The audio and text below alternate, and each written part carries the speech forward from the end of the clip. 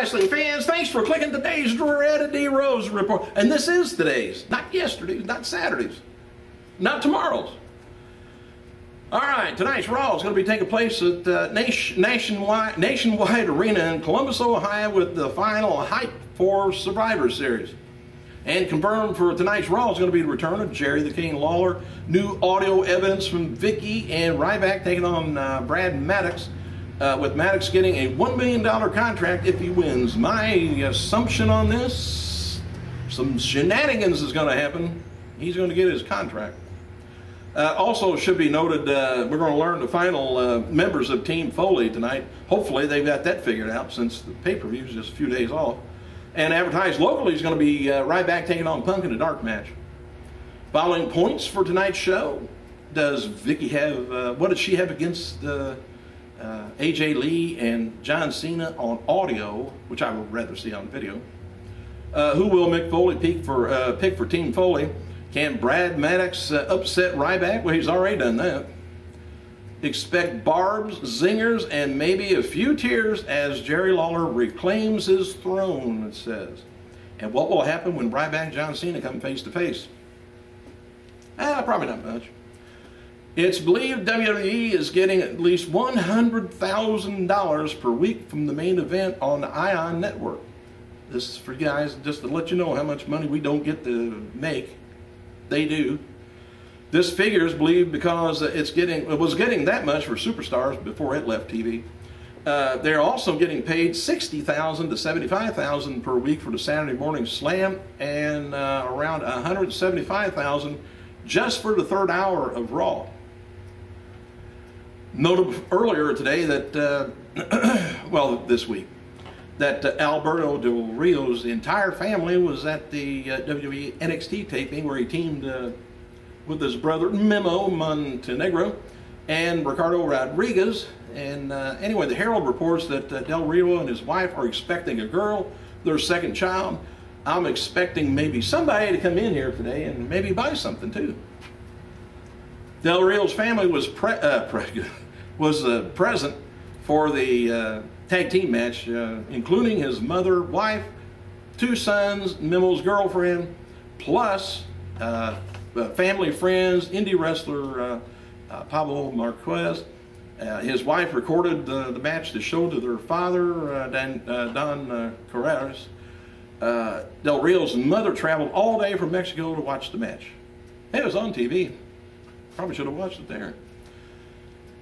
Tampa Bay Online has a new article up on former WWE star, remember Kalen Croft? That sound familiar? Well, anyway, once teamed with Trent Beretta, and they were called, of all things, the Dude Busters. Oh, I don't know how they didn't make it. Croft's real name is Chris Pavone. Now teaches elementary school for Hillsborough County School District in Florida. He taught at Lopez Elementary School last year and is at Seminole Heights Elementary this year. Latest rumor on the location of WWE's WrestleMania 30 pay-per-view in 2014 is the Mercedes-Benz Superdome in New Orleans, Louisiana, home of the NFL's New Orleans Saints. The massive Cowboys Stadium in Dallas, Texas, and the historic Madison Square Garden in New York City were previously rumored, but still could be involved in negotiations, but aren't likely choices, though. Reports state that LA also has been in the bidding for WrestleMania 30, but the feeling is that WWE is going to keep SummerSlam in Los Angeles. It's always warm for SummerSlam there, usually. And it's not known which city WWE is leaning towards, but talks are ongoing with officials for several major cities. It's not ain't for a fact yet. They always tell you in the articles, so you read it. We noted a few weeks back that Alberto was teamed with his brother Memo, which I've just been telling you. They did the tag team at NXT live event in Florida. They defeated Corey Graves, Leo Cougar, and Cassius Ohno. Former WWE diva Maria, or rather Maurice, my fault. She's going to be hosting a launch event for House of Maurice jewelry line on Wednesday. November 14th, Sunset Plaza, West Hollywood, California. There will be food, live music, and more. I'm interested in the more since Maurice is there, but I'm not invited. Are you? Well, I don't feel so bad then. WWE talent Eve Torres and Vicky Guerrero had their Twitter accounts hacked over the weekend. Vicky noted that WWE's tech department quickly restored everything. Whew. WWE's superstar Yoshitatsu spent the last weekend down working with NXT, and he's noted on Twitter that he and Percy Watson formed a tag team and picked up 3 victories over the weekend. And happy birthday to Tough Enough 3 winner, Matt Capitelli, 33 years old. He's went through some hellacious surgery. He had like a brain tumor or something like that, and he used to team with, remember, I'll be back to that, hang on. 2-time WCW champion Glenn Gilberti, you remember who that is? Disco Inferno, 44 years old. Former ECW valet Elektra, 40 years old.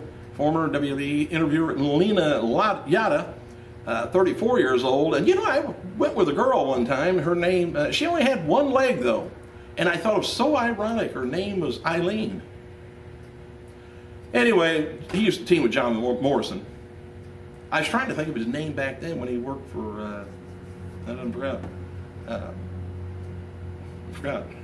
Also, this would have been the birthday of indie tag team star Trent Acid, 32.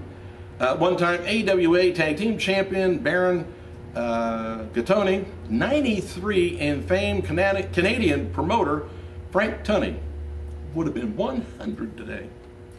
And former WCW champion and WWE Alumni member Ultimo Dragon gets the superstar spotlight on their website.